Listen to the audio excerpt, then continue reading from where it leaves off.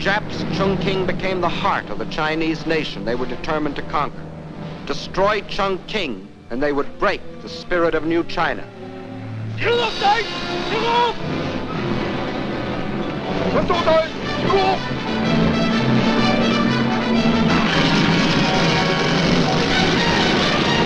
As they couldn't reach the city by land, they would send their bombers to blast it from the face of the earth.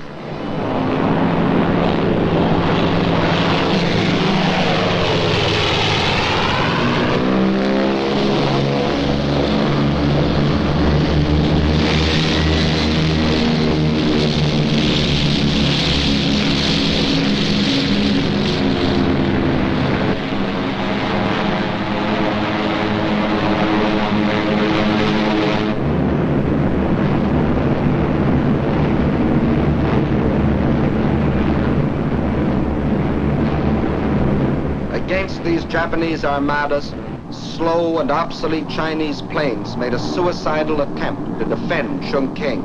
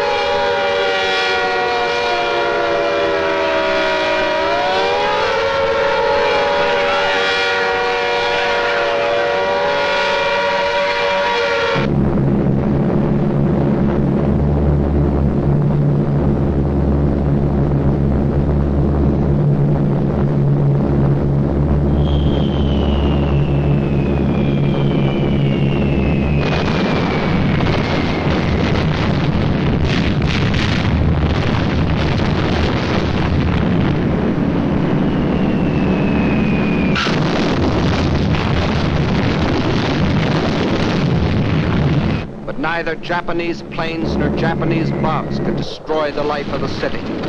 For not only the people, but the factories had gone underground, where the vital machines could operate by day and by night, safe from bombs and shrapnel.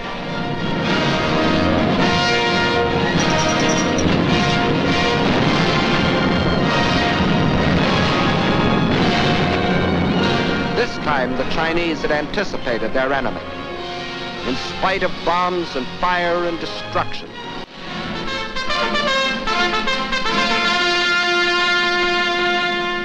And now the call to arms sounded throughout New China. And from the vast interior, China's millions answered the call.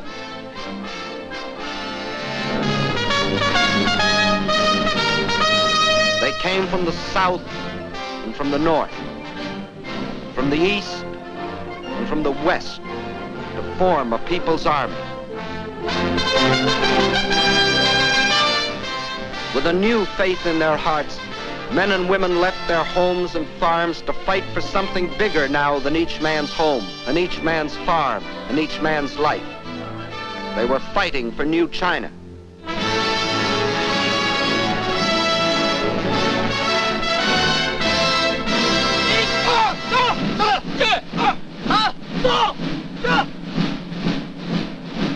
New soldiers, awkward and unskilled, like all new soldiers.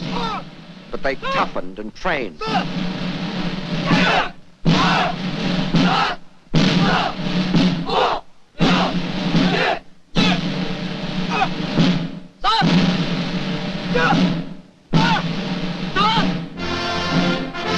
They learned the discipline and order of drill. They knew they must strike and strike hard. They learned to kill. The youth of China also came forward, training to care for the sick and the wounded. Girls joined their husbands, brothers, and sweethearts in uniform.